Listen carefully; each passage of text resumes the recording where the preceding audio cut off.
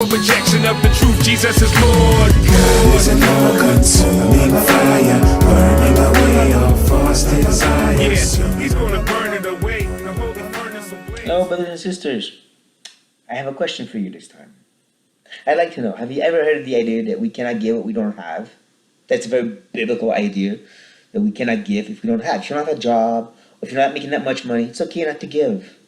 And I'm not here to say you have to give. I'm saying, is that really what the Bible is saying?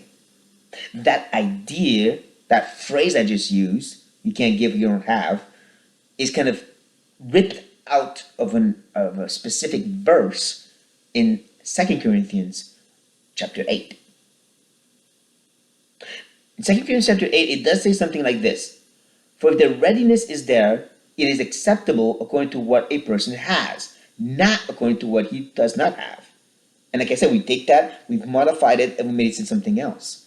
Many of the sayings, even in Christian circles, come from specific verses. We say something specific, and we made it say something else. Like right here, we can't give what we don't have. So if you don't work that much, if you don't have that much money coming in, you don't have to give anything. That's okay, man. And again, it's not about saying, no, you have to. Give your tithes. No. It's about what is that text actually teaching. And that's what we want to look at together. And again, not even a study. We're just going to read the words. We're just going to keep the context in mind. At this moment, Paul is trying to encourage the Corinthian church to be faithful to an offering they've promised. He starts by using the example of the Macedonians. Think of churches like Philippi or the Philippians and the Thessalonians. Those churches are in Macedonia, and they had given an amazing offering to help the poor Christian in Judea and around Jerusalem because there was a famine. And the Corinthians also made that promise. We read that in verse 8. I say this not as a command, but to prove by an earnestness of others that your love is also genuine. For you know the grace of our Lord Jesus Christ, that though he was rich, yet for your sake he became poor, so that you may by his poverty might become rich.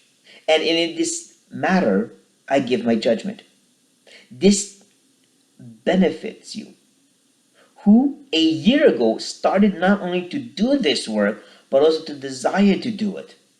So now finish doing it as well, so that your readiness in desiring it may be matched by your completing it of what you have.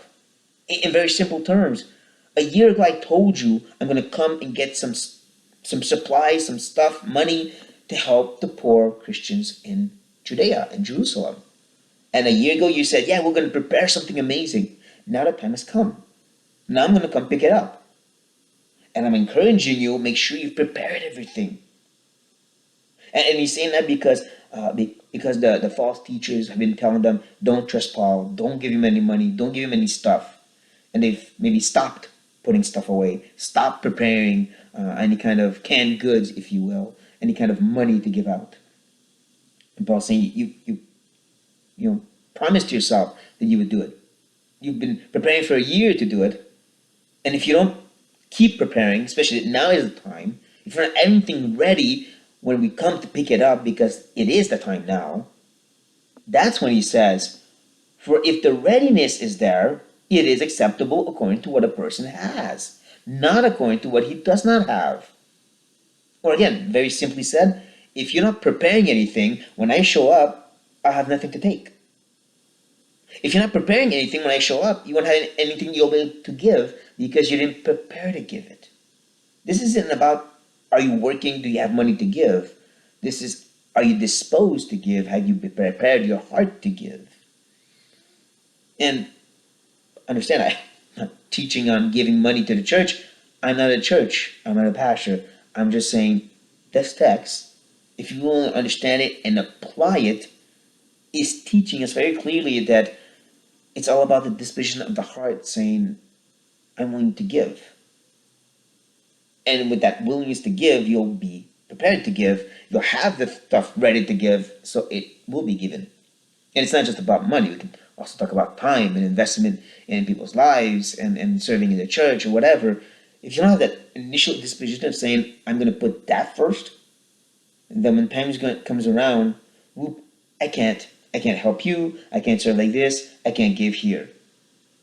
In a more concrete way, you get to the end of the month, you've spent all your money, the little bit you've made, and you come to the end of the month and say, oh, I have nothing to give for the work of the Lord. Next month, maybe.